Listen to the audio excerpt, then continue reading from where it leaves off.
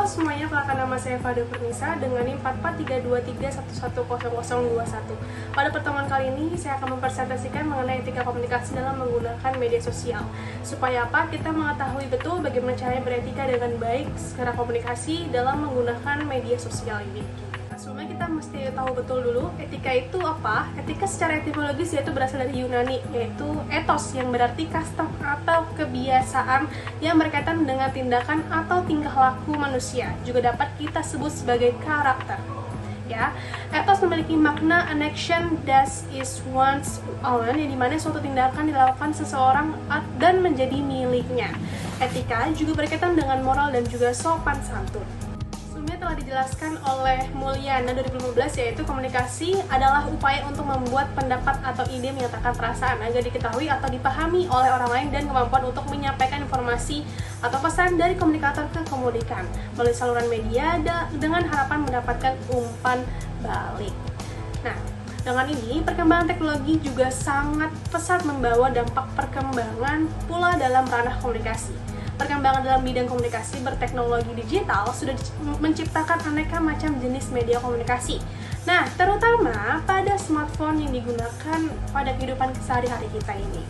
Baik dalam berbisnis ataupun sekedar menanyakan kabar, seperti kita di chattingan dengan teman, dengan sahabat, atau seorang kerabat dekat yang bisa disebut kerabat dekat dalam kehidupan sosial kita.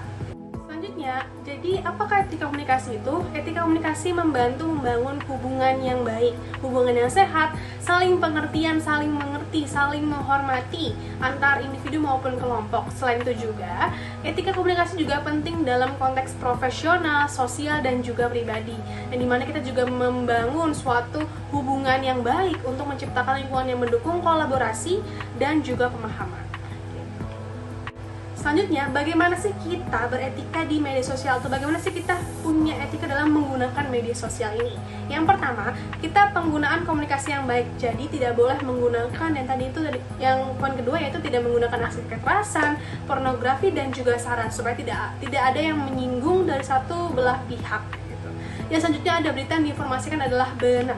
Jadi tidak boleh kita menebarkan hoax atau berita-berita yang belum valid faktanya, gitu.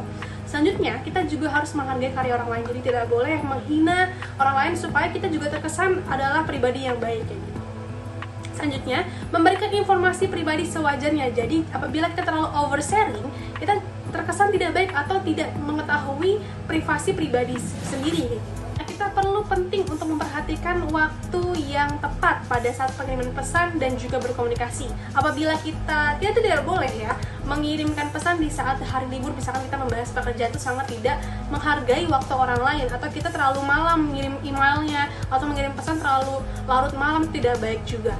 Dan kita harus memberikan efektif dan juga efisien dalam berkomunikasi ya. Jadi jangan berlibat, karena poin yang penting itu jadinya lebih masuk ke dalam poin dari komunikasi kita. Selanjutnya, penting kita juga menyaring informasi yang ada di era media sosial ini. Jadi yang pertama kita lakukan adalah membaca atau mengulas kembali dari sumber yang terpercaya.